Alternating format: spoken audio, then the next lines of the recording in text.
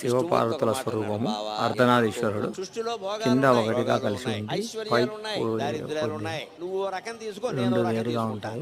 శివుడంత త్యాగమూర్తి అంటే నువ్వే వాటాలు వేసి, అందుకే నేను మొహమాటం లేకుండా చెబుతున్నా. భోగాలన్నీ నువ్వు అనుభవించు, ఐశ్వర్యాలన్నీ నువ్వు అనుభవించు, ఆభరణాలన్నీ అర్ధనారీశ్వరుడు శ్మశానంలో బూడిద పూసుకుని కూర్చుంటాను, నాకు ఇంకేం అక్కర్లేదు.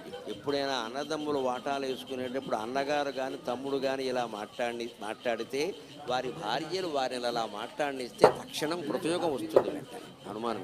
ఈ అన్నదమ్ములు మాట్లాడరు, ఒకవాడు మాట్లాడితే వాడికి లోపల కోటింగ్ ఖాయి. మనం అందరం భక్తులమే, అందరం గుళ్ళోకి వస్తాం, అందరం దేవతలకు దండాలు పెడతాం, దేవతల నుంచి ఏం నేర్చుకో. వాటాలు వేసినప్పుడు శివుడు ఏం కోరాడు అంటే, అన్ని భోగాలన్నీ నువ్వు తీసుకోవయ్యా, చెంబుడు నీళ్లు నాకు బారాయి, భోగాలన్నీ నువ్వు తీసుకో, శ్మశానం నాకు ఇచ్చేయి, ఆభరణాలన్నీ నువ్వు తీసుకో, ఎముకలు బూడిద నాకు ఇచ్చేయి, నేను సిద్ధంగా ఉన్నా. పరమ దారిద్ర్యాన్ని కావాలని స్వీకరించిన మహాత్యాగమూర్తి మన మార్కండేశ్వరుడు.